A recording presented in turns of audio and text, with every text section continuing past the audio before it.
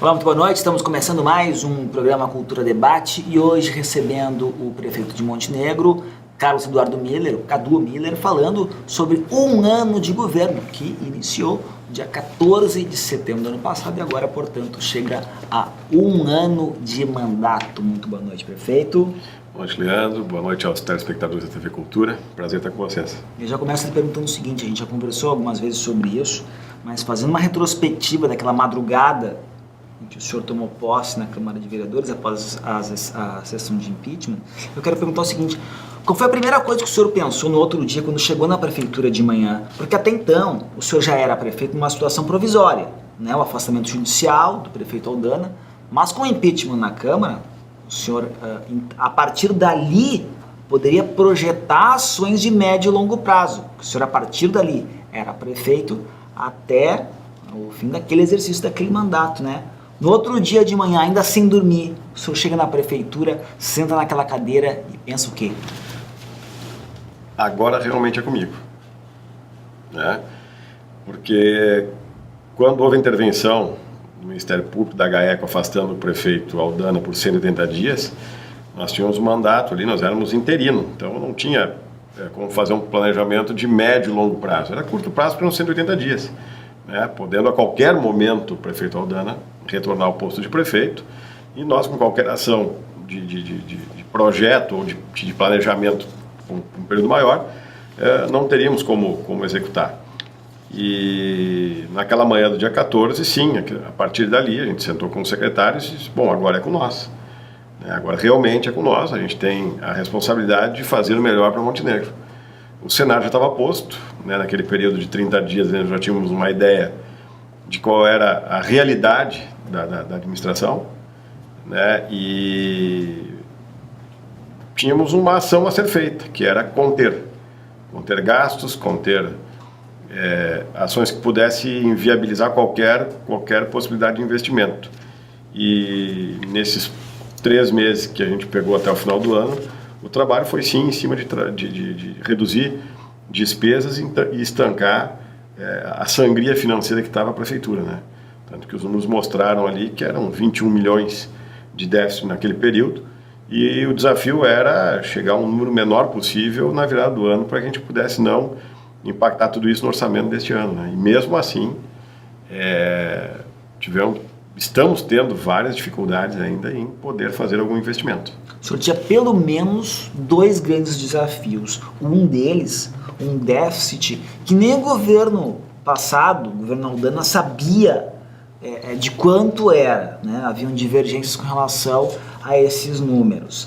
E o segundo, o senhor assume no lugar de um governo que, de acordo com o Ministério Público, tinha uma organização criminosa atuando, né, num conluio com empresas privadas. Qual desses 2 desafios era o maior? O maior era, com certeza, tirar essa mancha da administração pública de Montenegro, porque o que nós encontramos quando nós retomamos a condição, na verdade, de prefeito interino, né, porque eu, como vice-prefeito, fui afastado pelo prefeito, então eu tinha uma condição de isolamento dentro da prefeitura, né, e era fazer com que as pessoas acreditassem novamente na administração pública de Montenegro. E, consequentemente a isso, e as pessoas, eu falo, tanto as pessoas internas, né, os servidores públicos acreditarem que a gente poderia fazer mais para Montenegro, quanto a população, que ainda nos cobra muito e nos cobra com razão, porque se está faltando investimento em Montenegro, foi gasto errado, ou foi de uma forma, como o Ministério Público mesmo menciona, como a GAECO menciona, dentro de um contexto de uma organização criminosa chamada, houve desvios. E isso faz com que a população desconfie de todo e qualquer político que venha assumir a cadeira de prefeito em Montenegro. Então nós tivemos 2 desafios, eu considero de suma importância ambos. O desafio de assumir a cadeira de prefeito e fazer uma gestão séria, transparente, de probidade, e também de fazer com que os cofres públicos pudessem ser sanados e a gente poder começar a oxigenar o município, né? Então, essa questão de ter esse aparato todo por 2 vezes em Montenegro, fazendo com que as pessoas que estavam envolvidas mais fortemente no núcleo da administração pública fossem afastadas também, naquele momento era muito difícil tu caminhar e pensar de que maneira tu devolve isso para a população. E a gente teve que fazer um trabalho muito forte de resgate, de credibilidade da administração pública de Montenegro. Então, foram 2 momentos, se tu me perguntares assim, em tamanho de importância, o peso era o mesmo. O senhor acabou de dizer, a população nos cobra. E me parece que vem acontecendo uma coisa absolutamente natural em qualquer governo, seja aqui, seja nacional, estadual, que começa com uma certa tolerância das pessoas e depois esse volume de críticas, independente do que se faça, vai aumentando porque as pessoas cobram por serviços, seja do presidente, do governador ou aqui do prefeito. É aquele contato mais próximo até, porque as pessoas, ao contrário de uma autoridade como um governador, por exemplo, que é mais difícil de encontrar, o prefeito a gente encontra no mercado, na rua, no restaurante, o senhor é cobrado, a gente estava falando agora há pouco, em velório, onde for, o prefeito vai ser cobrado. O senhor entende isso com naturalidade, que esse volume de críticas, de cobranças aumente? Eu entendo com naturalidade, sim. Porque até pouco tempo atrás eu era também só um contribuinte montenegrino. E hoje eu sou o prefeito da cidade, e de uma cidade que por muito tempo não teve investimento, por muito tempo não teve preocupação em preservar as suas coisas, tanto que se a gente olhar ao nosso entorno, a gente vai ver um parque centenário com muita coisa por se fazer, uma beira do rio com muita coisa por se fazer, uma estrutura viária muito grande para se fazer, uma questão de infraestrutura de estradas do interior muito grande para se fazer, um atendimento na saúde a ser melhorado, um atendimento na educação a cada dia a ser melhorado. Isso não é reflexo de um ano. E esse diagnóstico a gente vem fazendo há muito tempo dentro da prefeitura. Isso é um diagnóstico de vários anos que geraram este impacto negativo. E eu, como prefeito, eu não vou fugir da minha responsabilidade, muito menos me esconder. Coisas que a gente nota que muitas vezes pela pressão que a população nos coloca, pela exigência que tem dentro do prefeito, de ter que fazer, o prefeito é incompetente, a gente tem que fazer mais, o prefeito tem que fazer mais. Eu entendo perfeitamente, jamais vou deixar de fazer as coisas que eu faço hoje, que é como disseste, ir num supermercado, ir num restaurante, ir numa fruteira, caminhar pelo centro da cidade. Não vai ser por uma abordagem de cobrança ou até mesmo um pedido de melhoria na cidade que eu vou deixar de estar caminhando e usando das coisas que eu sempre fiz na minha vida, que foi estar presente em Montenegro. E essa cobrança, se eu estivesse do outro lado, eu também estaria fazendo. Porque é o retorno que a administração pública tem que dar. E nesses últimos anos, faltou muito em Montenegro. Faltou muito esse retorno. Se vendia muito uma questão política e pouco uma questão administrativa. Se forem olhar as publicações que tem aí de jornais, muito pouco apareço em volta de uma máquina, muito pouco apareço em volta de uma intervenção que está sendo feita de uma estrada, alguma coisa assim, porque a preocupação é ajustar internamente nesse ano de 2018 e fazermos obras em 2019. E não vai ser obras para 2020, vai ser obras para 2019. Me pergunto da campanha, a campanha vai ficar para depois. Eu quero primeiro reorganizar a cidade, fazer com que a cidade tenha, sim, a população tenha da cidade assim, orgulho e vontade de viver. E a gente pede ajuda.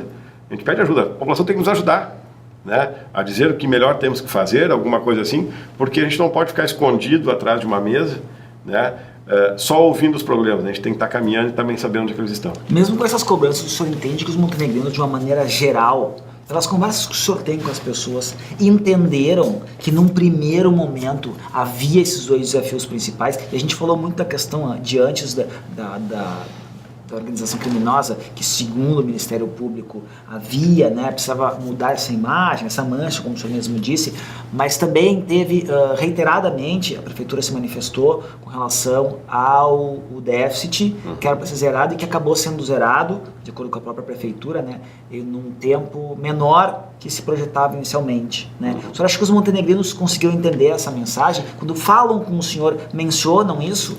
Mencionam, estão conseguindo entender, A gente talvez tivesse uma condição um pouco melhor nesses últimos meses aí, o entendimento seria maior, porque hoje eu não tenho dentro da prefeitura uma empresa que faz capina e varrição, eu não tenho uma empresa que faz manutenção da pavimentação asfáltica, eu não tenho uma empresa que cuide de outros setores para fazer a melhoria visual da cidade. Quem está fazendo isso são os servidores públicos. né? Esse investimento a gente não pôde fazer em contratar uma empresa para melhorar o visual da cidade. E esse entendimento a população está tendo, porque a gente está num esforço muito grande para fazer o que tem que ser feito. E a cidade de Montenegro cresceu muito. Se nós olharmos o mapa da cidade nos últimos 20 anos, ele cresceu muito. E essa demanda também vem para dentro da administração pública. Então, o entendimento da população, ele existe, né? Mas também ela tem que cobrar. Isso faz parte. A administração pública tem que ser transparente, tem que ser honesta, tem que trabalhar muito forte para que a população entenda que as coisas que estão acontecendo, elas têm um tempo, né? É como na administração pessoal. Se eu estou com meu cheque especial estourado, eu tenho que botar ele em dia e depois me reorganizar para poder fazer minhas compras de novo. E assim eu estava. Nós entramos numa prefeitura com 21 milhões no cheque especial negativo, eu tive que colocar esses 21 milhões, não parar a máquina, porque a saúde continua atendendo, essenciais, né? A educação continua atendendo, o serviço básico de estradas e limpeza urbana continua sendo atendido. Com deficiência, sim, claro, não atendemos as estradas do interior como deveria ter sido feito, mas conseguimos atender dentro daquilo que a gente tinha de potencial, de material humano, de equipamentos, de material para se pôr em estradas, mas isso leva tempo para dar essa volta de novo, porque eu entrei o ano de 2018 com um orçamento de 185 milhões, mas eu tenho que tirar dessa conta 7 milhões, que era o déficit que nós tínhamos. Então já não tem mais esse valor. E com 7 milhões, se eu tivesse no caixa, com certeza teria feito muito mais coisa na cidade. Mas primeiro a gente tem que pagar a conta. Se eu não pago a conta, eu não tenho fornecedor. E já foi uma briga, mesmo pagando a conta, arrumar novos fornecedores para atender as demandas de Montenegro. E o que a gente conseguiu fazer, junto com a Secretaria da Fazenda, junto com a Secretaria de Gestão e Planejamento e as demais secretarias, fazer com que novos fornecedores viessem atender Montenegro e a Secretaria da Fazenda fazer o pagamento em ordem cronológica. Hoje, não existe fornecedor em atraso na Prefeitura. Todos estão recebendo em dia, né? Se nós pegarmos aí só o transporte escolar, Leandro, que era uma dificuldade sempre de renovação, de fazer nós reduzimos em torno de 12% o valor do transporte escolar comparando com 2017 e 2018. Isso representa em torno de R$700 mil por ano, né, na redução, aumentando a capacidade de transporte. Eu aumentei o número de alunos transportados, sendo que muitos alunos a gente transporta do Estado e tem dificuldade de receber do Estado, mas o município não parou. Aliás, com outros serviços também tem sido assim, né? O governo do Estado não cumpre com suas obrigações e a Prefeitura acaba assumindo. Nós temos hoje um valor a receber do Estado do Rio Grande do Sul de quase 4 milhões. 3 Muitos milhões, prefeitos se queixam disso, né? 3 milhões 987 mil reais de serviços que são obrigação do Estado e a Prefeitura continua pagando para que a população não sinta isso diretamente no seu atendimento, né? Que são as fraldas, isso, as alimentações especiais, né? Outros tantos serviços que tem que o Estado não repassa ao município. Então eu tenho 4 milhões na mão do Estado que eu não posso investir em Montenegro porque o Estado não me paga. Então, quer dizer, os municípios estão com muita responsabilidade e a União e o Estado não assumem as suas, deixando os municípios sempre na obrigação de atender a população. A gente está mais próximo, né? Nós estamos mais próximos, como falaste lá no início. O prefeito caminha na rua, o prefeito está no supermercado, o prefeito vai nas secretarias, o prefeito ele circula na população, ou vai num evento, ou vai numa abertura de algum evento que tenha, e ali as pessoas te cobram. Mas a gente não consegue expor muitas vezes a necessidade que a gente tem de ter um entendimento da União e do Estado do que acontece dentro do município. O município arrecada, o município produz, transforma para a União e a União devolve em conta-gotas. Isso é uma responsabilidade muito grande que a gente tem e é uma carga muito pesada para os prefeitos, não só de Montenegro, mas todos os prefeitos, de assumir essas responsabilidades, tendo que atender a população. O senhor falou antes de 2019 como um ano das obras, né? O senhor sabe que a população montenegrina, e eu imagino que mesmo o senhor já não tem mais paciência com questões como a biblioteca pública, né, que já passam os ginásios do Parque Centenário, que já passaram do tempo, né, de serem reformados e entregues à população. O senhor tem também, e pretende passar isso para a equipe, para os seus secretários, de que não pode passar de 2019, de que efetivamente a paciência dos montenegrinos esgotou e que o governo tem esse compromisso de 2019 entregar essas obras? Tem certas coisas que os secretários estão sabendo que não pode passar de 2018. Ou eles mostram essa competência esse ano, ou a gente vai fazer algumas alterações. Tem certas coisas que eu não admito passar um ano, e a gente conversando sobre isso desde janeiro, quando o orçamento abriu, e as coisas não aconteceram ainda. Tem entraves burocráticos, muitos. A burocracia na gestão pública ela é muito grande. O processo licitatório ele pode ter várias etapas de impedimentos, de liminares, enfim, tudo. Mas tem certas coisas que acontecem que não pode acontecer pela morosidade do sistema. Isso a gente tem muito na administração pública, seja ela a nível municipal, estadual ou federal. Né? Existe, às vezes, não só morosidade, mas falta de vontade. Né? E isso eu cobro muito. Eu não admito que a população fica na expectativa por falta de vontade. Isso não é admissível. Ou por trancar um processo, porque eu acho que ali pode dar alguma coisa. Se isso acontecer na minha administração, com certeza essa pessoa vai estar fora. Não faz parte do meu time. A propósito disso, o senhor nesse um ano aqui teve um número considerável de trocas, de secretários, de diretores. São critérios predominantemente técnicos. O senhor avalia, conversa e se o resultado não está de acordo com o senhor imagina que poderia ser, troca. Todas as reuniões de secretários a gente fala muito em resultado. Se apresentar, ótimo. Se não apresentar, infelizmente eu sou cobrado. Se o secretário não apresentar aquilo que foi proposto, é o prefeito que é cobrado.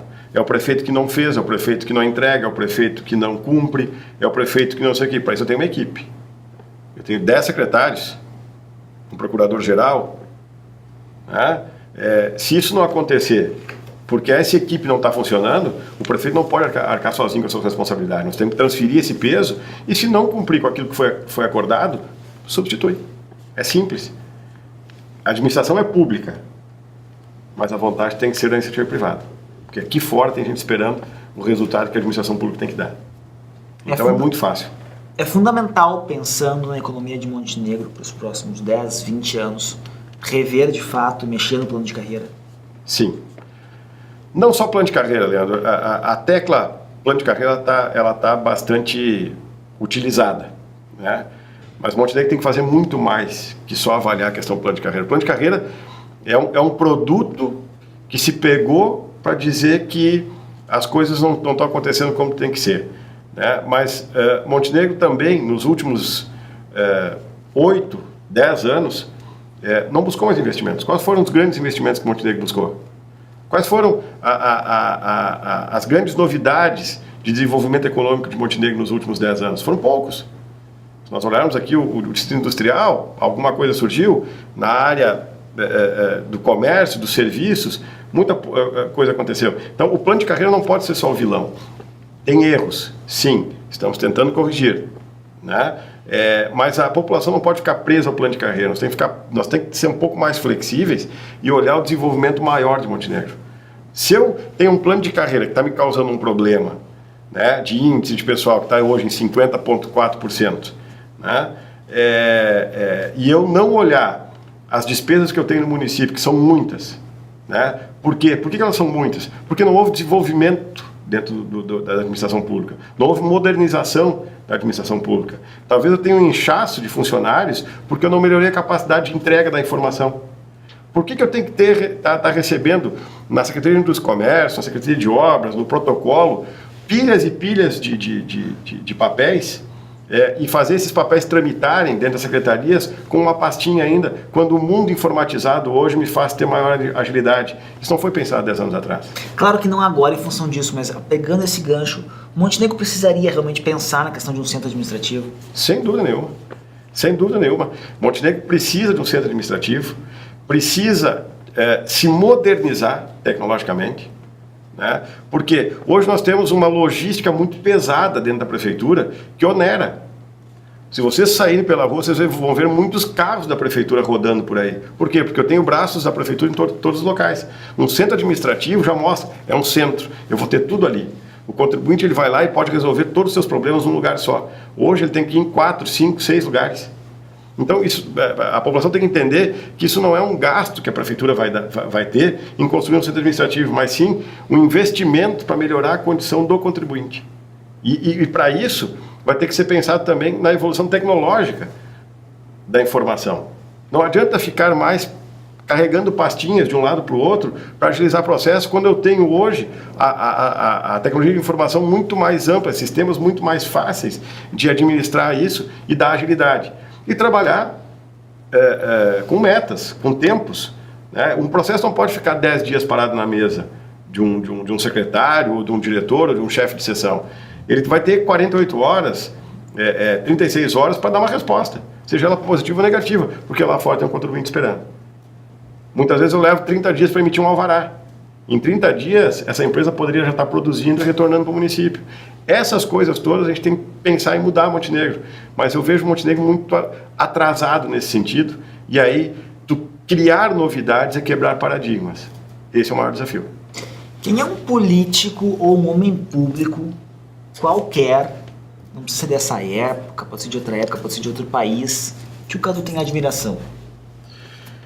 Eu admiro muito a maneira com que Barack Obama administrou os Estados Unidos. Né? De forma simples, de forma objetiva, fazendo com que a população entendesse que, se participar, a gente consegue criar mais. E ele conseguiu fazer isso. Eu vejo dessa forma. Eu vejo uma pessoa que conseguiu retomar a pujança americana.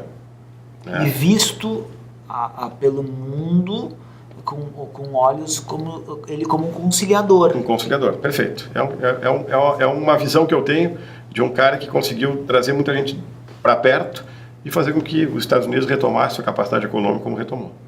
Muito bem. É uma outra questão. Ainda falta tempo. Mas o senhor pensa em ser candidato em 2020 à reeleição? Ainda não. Ainda não. Eu acho que eu ainda tenho muito a pensar como melhorar Montenegro. Né? Nós temos praticamente 2 anos pela frente até a próxima eleição. Vamos botar 1 ano e 8 meses, né? Porque tem o período ali que tem que se afastar para concorrer, aquela coisa toda. E esse período eu quero ainda pensar muito em desenvolver Montenegro, melhorar a condição da cidade, e a questão política eu vou deixar bem para depois. Hoje eu tenho um desafio muito maior do que ficar já projetando uma eleição em 2020. Né?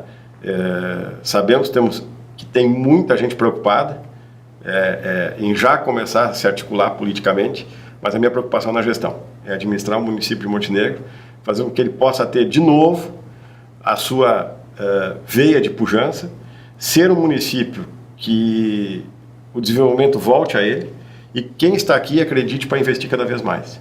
É isso que eu preciso fazer nesses próximos meses. Uma coisa interessante também, muito se fala já há bastante tempo de que Montenegro precisa ocupar mais o seu papel de protagonista no Vale do Caí. O senhor também está agindo nesse sentido, concorda com isso, pretende fazer isso junto à ANVAC, por exemplo? Concordo, tanto que desde que eu assumi como prefeito, não deixo de participar dos eventos da ANVAC, né? Participo ativamente do Ciscaí, enfim, toda vez que a gente pode participar com eventos da FAMURS também, tento participar. E Montenegro, sim, tem que ser protagonista. Tem que ser a locomotiva, tem que puxar. Né? E essa parceria está se formando muito bem. Assim, a gente tem uma relação muito estreita com os prefeitos da região. Né? Se consegue ter diálogos bons e pensar não só Montenegro, mas a região no todo, né, para desenvolver. E com certeza Montenegro tem que ser protagonista, porque é a maior cidade, é o maior PIB da região. Né? E para isso a gente tem que ter união, tem que ter diálogo, tem que ter conciliação. Pouco que, logo que eu entrei, eu já fui convidado para assumir alguma cadeira no grupo da ANVAC, alguma cadeira dentro do Ciscaí, enfim, sou o vice-presidente do Cored junto com o Alzir. Então são situações que se criaram e nos colocaram em alguma posição dentro dessas entidades para poder participar e também ser um facilitador nas atividades da região. Para fechar, faz falta ter um vice? Faz falta ter um vice, mas a equipe está boa.